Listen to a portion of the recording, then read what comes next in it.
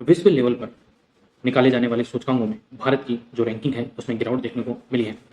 चाहे फिर वो करप्शन परसेप्शन इंडेक्स हो, खुशहाली रिपोर्ट हो यानी कि वर्ल्ड हैप्पीनेस इंडेक्स हो, या फिर पत्रकारिता के क्षेत्र में होने वाला सूचकांक हो। तो आज हम इस वीडियो में देखने वाले हैं करप्शन परसेप्शन इंडेक्स 2023 में भारत की रैंकिंग क्या है और किसके द्वारा ये जो सूचकांक है वो निकाला जाता है। तो चलिए शुरू करते हैं। करप्शन परसेप्शन इंडेक्स 2023, इसे ट्रांसपेरेंसी इंटरनेशनल द्वारा जारी किया जाता है। इंडिया की रैंकिंग मोस्ट इंपोर्टेंट है क्योंकि एग्जाम के अंदर पूछा जाता है। RS 2020 के अंदर इसको पूछा गया था। ठीक है, इस सूचकांक में भारत की 180 देशों में 85वीं रैंक आई है। कितनी रैंक आई है? 85वीं रैंक आई है। कितने देशों में? 180 देशों में। भारत को 40 अंक मिले हैं। कितने मिले हैं? 40 अंक मिले हैं, क्योंकि इसका जो अंक डिस्ट्रीब्यूशन है वो 0 से 100 होता है। कितना होता है? 0 से 100। तो भारत को 40 अंक मिले हैं, मतलब पिछले वर्ष यह 86वें स्थान पर था। तो इसकी रैंकिंग एक बढ़कर कितनी हो गई? 85। कोई खास अंतर तो आया नहीं है, मतलब जहां 100 रुपये लेता था अब वो व्यक्ति 99 रुपये ले रहा है भ्रष्टाचार में। तो अब रैंकिंग आपको ध्यान रखिए कितनी, कौन सी रैंकिंग है? तो 85वीं रैंकिंग है। और पिछले साल क्या थी? पिछले साल थी 86। ठीक है, कई बार ये भी पूछ लेते हैं कि पिछले साल के मुकाबले अब की जो रैंकिंग है उसमें गिरावट आई है या फिर वृद्धि हुई है, और कितने अंक भारत को मिले हैं, तो ये भी आपको ध्यान रखना है। तो 3 आंकड़े आपको ध्यान रखना है। 85, 40 अंक मिले हैं और 86 स्थान पिछले 2022 के अंदर थी। नेक्स्ट है, इस रिपोर्ट के अनुसार पिछले एक दशक में भारत का स्कोर स्थिर रहा है।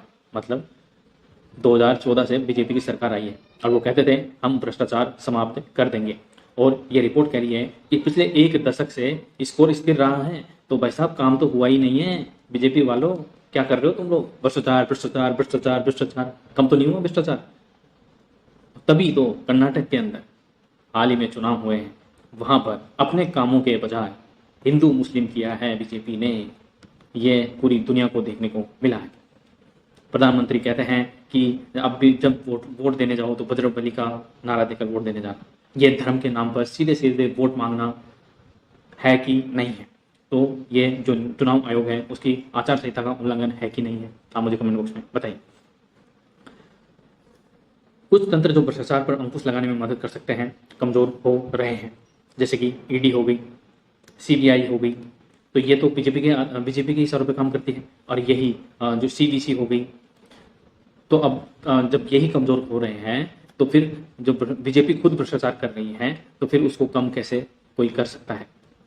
डेनमार्क, न्यूजीलैंड और फिनलैंड ने संयुक्त रूप से सूचकांक में शीर्ष स्थान हासिल किया है। मतलब तीनों देशों ने एक साथ पहली रैंक हासिल की है। इसके अलावा यह सूचकांक देशों को उनके सार्वजनिक क्षेत्र में व्याप्त भ्रष्टाचार के कथित स्तरों के आधार पर रैंक प्रदान करता है। इसमें विशेषज्ञों और व्यवसायियों से जानकारी ली जाती है। यह 0 अत्यधिक भ्रष्ट से 100 शून्य भ्रष्टाचार के पैमाने का उपयोग करता है। इसके अलावा इंडिया की रैंकिंग हम 2 इंडेक्सों में और देख लेते हैं। एक तो खुशहाली, जिसको इंग्लिश में कहा जाता है हैप्पीनेस इंडेक्स। कौन सा इंडेक्स? Happiness index.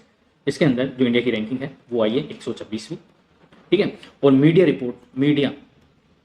ठीक है, जो मीडिया के अंदर इंडिया की जो रैंकिंग है यानी कि स्वतंत्रता, मीडिया की जो स्वतंत्रता के आधार पर जो रिपोर्ट है उसके अंदर इंडिया की रैंकिंग आई है 161वीं। मतलब बिल्कुल ही घटिया रैंकिंग है ये। प्रेस की स्वतंत्रता सूचकांक, जो प्रेस की स्वतंत्रता सूचकांक है उसमें इंडिया की रैंकिंग है 161वीं, और हैप्पीनेस इंडेक्स में इंडिया की रैंक है 126वीं। तो करप्शन परसेप्शन इंडेक्स में इंडिया की रैंकिंग हो गई 85वीं। तो आप अनुमान लगा सकते हैं कितना काम हुआ है बीजेपी के काल में। तो ये था हमारा आज का वीडियो। आई होप आपको पसंद आया होगा। अगर पसंद आया तो प्लीज़ वीडियो को लाइक करें, शेयर करें और चैनल को सब्सक्राइब जरूर करें। ऐसे ही आपका प्यार बना रहे तो हम भी ग्रो कर जाएंगे और आपके लिए अच्छे अच्छे वीडियो और आपकी एग्जाम के अंदर हेल्प करने वाले वीडियो लाते रहेंगे। तब तक के लिए थैंक यू सो मच।